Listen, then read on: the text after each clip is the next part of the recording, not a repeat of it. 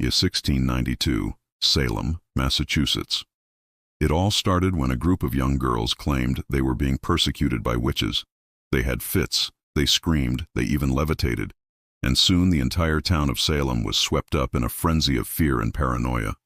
People were accused, entire families were torn apart, and innocent people were put to death.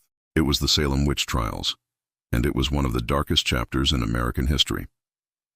Now, there are some who claim that the trials were a product of mass hysteria, but there are others who believe that there really were witches in Salem, and that the trials were a necessary evil.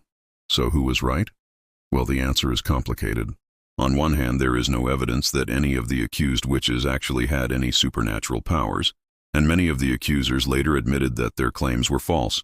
In fact, one of the girls even confessed to making the whole thing up.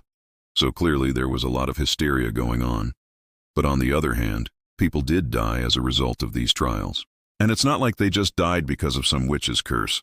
They were killed by the state for the crime of witchcraft. So it wasn't all just a bunch of hocus pocus. So what really happened in Salem? Well, here's what we know. In 1692, a group of young girls began having fits in the town of Salem.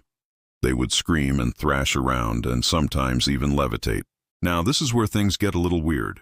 The girls' fits were perfectly timed with the arrival of a British ship carrying a cargo of West Indian goods, including a suspiciously high number of broomsticks. Now, this detail was not lost on the townspeople, and they soon began to suspect that the girls were using the broomsticks to fly around at night and consort with the devil. And that's when the accusations began.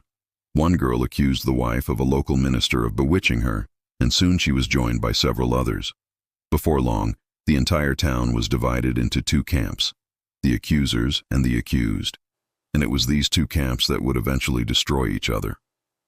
In the end, 20 people were put to death for witchcraft, and many others were imprisoned or exiled.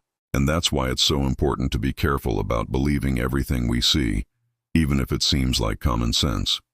I'm from Salem. Thanks for watching.